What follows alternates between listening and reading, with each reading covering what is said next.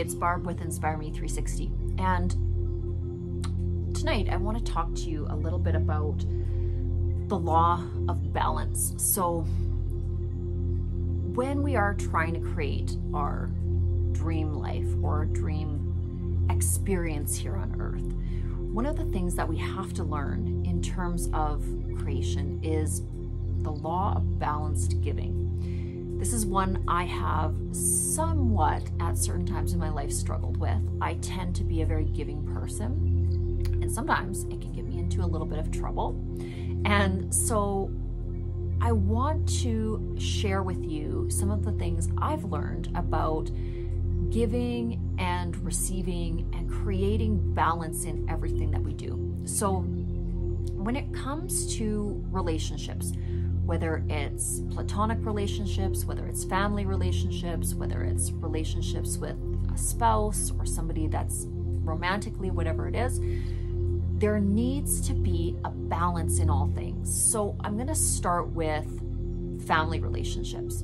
In terms of our family, we don't choose our family. We don't get to pick who our parents are, who our siblings are, and who our extended family is. But when we talk about or think about balance within our family situations, we definitely have to have boundaries around it, and we have to have boundaries within ourselves. And this helps to protect our own mental state as well as protect the infrastructure of everything that we're creating in our lives. So if we have family members that are takers, that, you know, tend to project guilt onto us, that take too much, or maybe we're one of those individuals that is in the opposite end of the spectrum and we tend to expect a lot from our family members and don't give the same amount that they give us, I tend to deem that a little bit more of entitlement. But again, everything should be in balance. And it's not that the giver is more virtuous and the taker is less virtuous. It's all, again, contrast in learning. So it's sort of, it should always be non-judgmental when we look at either side of the spectrum. But it is important that we understand that giving and receiving needs to be balanced. So in any relationship, we need to be able to give as much as we take and take as much as we give. And the minute there's a real imbalance in any relationship, there becomes a certain level of uncomfortableness. So what can happen mentally is somebody that is a very giving person can start to feel bitter or resentful that they're not receiving the same amount that they're giving. On the other side of the spectrum, maybe that person didn't ask for all the things that you've given them. So, you know, why are you expecting all of these things back when they didn't ask for it in the first place? So that's one mistake I see givers making. I've seen even in my past where I was like, oh, but I did this, this, and this, and this, and you didn't do anything. Well, did they ask me to do any of those things? Did they request that I do any of those things? Maybe they did, maybe they didn't. A lot of times they didn't. So why was I so expectant for some sort of unbalanced result? So what I've learned is that if somebody is giving to me, then I'm going to give to them back, and then they'll give to me, and then I'll give to them back. And if it's not an equal exchange, and if it's not something that is bringing me happiness, and I'm just feeling like I'm digging a ditch with no help, it's a relationship that I'm going to move away from. I'm just going to be like, okay, well, hey, it's unbalanced. The law of balance is not working here. And that's how I equalize my own sense of happiness. And I'm not frustrated by it if it's not reciprocated. It's just not it's not in alignment with where I'm vibrating right now. We're on totally different vibration, and that's okay.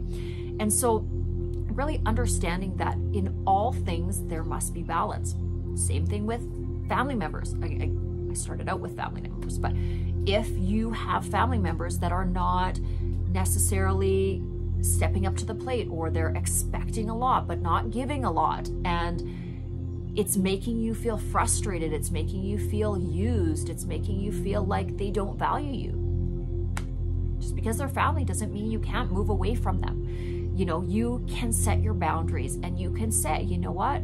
I'm not comfortable with how I'm being treated, and I'm going to move away from the situation for a little bit until you can figure out a good way to be in my life, and a way to be in my life that feels balanced and equalizes the playing field. And that's totally correct, and it's very healthy, and that is valuing yourself, and it's setting good expectations for healthy relationships. And that's such a big part of being, you know, a healthy, balanced human being. Now,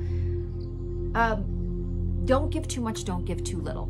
I have my little notes over here, so that's what I keep looking over to. But when we give way too much, and I've done this a lot in my life, and I've seen the negative consequences of it. So you take somebody who maybe you see them as needing an extra amount of love. You know, maybe they've had a bit of a difficult time. So my tendency is to just give them massive amounts of love, give them things, give them my time, give them my energy. And that's okay to a certain extent, but it can also create codependency, and it may not be something that I'm willing to sustain forever and ever and ever. And that's, for me, something that has caused problems. A pattern in myself that I recognize is that my genuine desire was to lift that person up and to get them into a place where they saw their own light.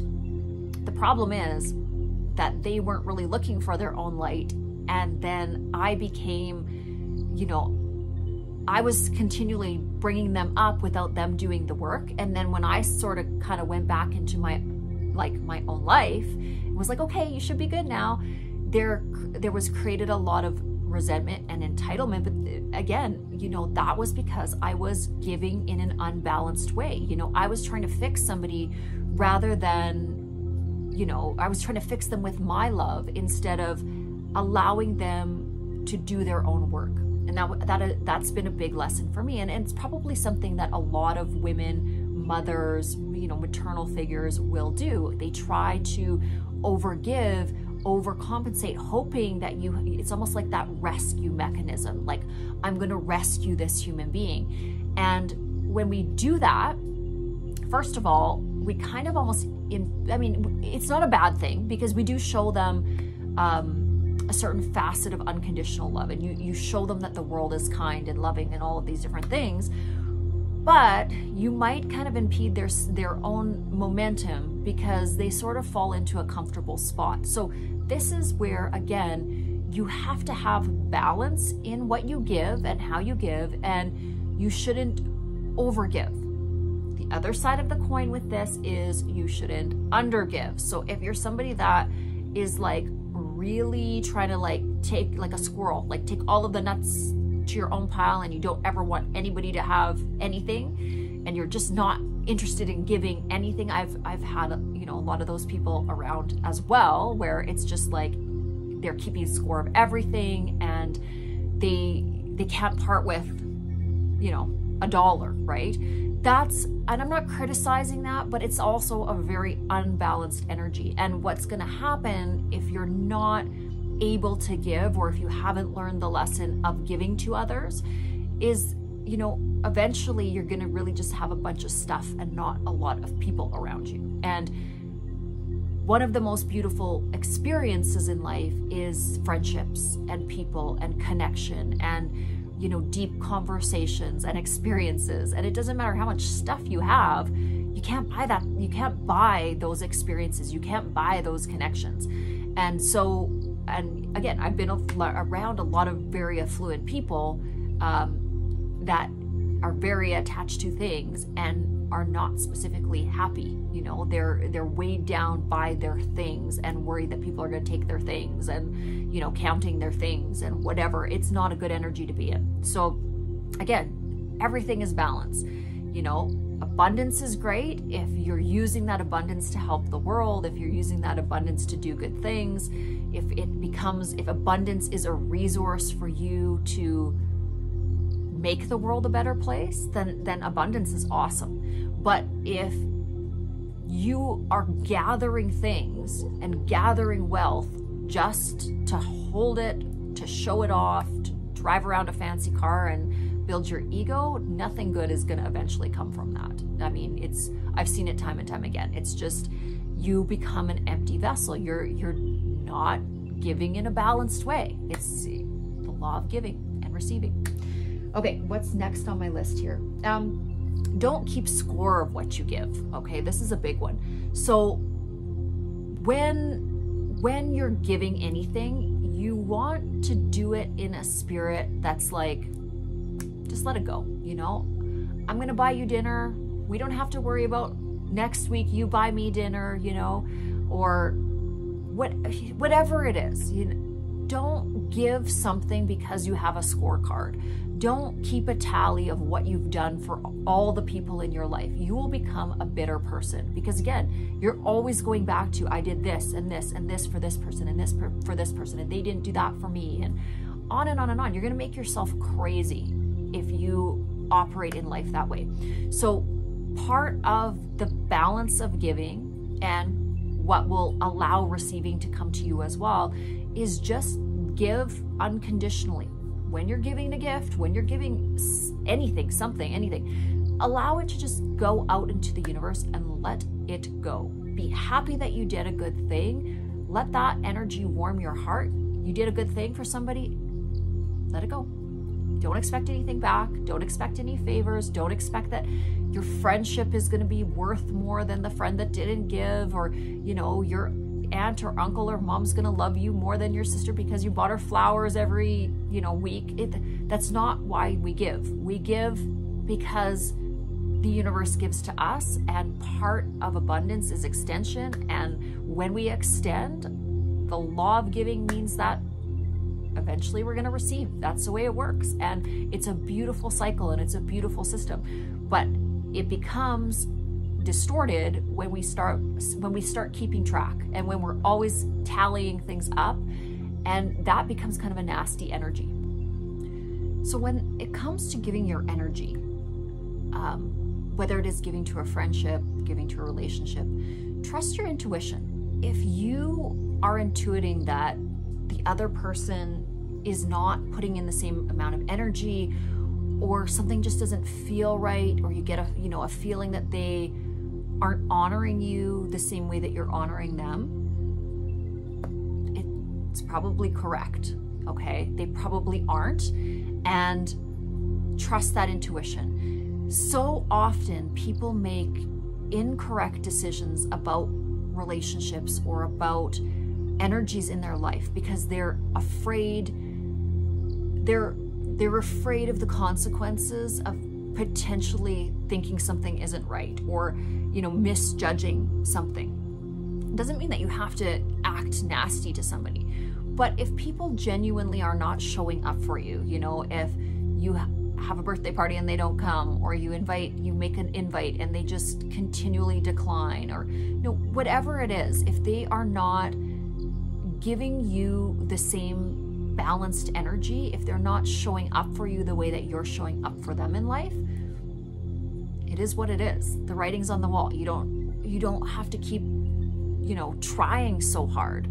Move away from the relationship and go towards relationships, people that value you and make you feel awesome. If somebody does not make you feel awesome, why are you staying in that? Like, why be a glutton for punishment? Why let somebody make you feel less than worthy? That's not the purpose of a relationship. The purpose of a relationship is that that person is your cheerleader. They make you feel amazing. They are lifting you up. They're making you smile. They make your world crazy amazing. Those are the relationships you want in your life, whether it be from friends, family, platonic relationships, work relationships, romantic relationships.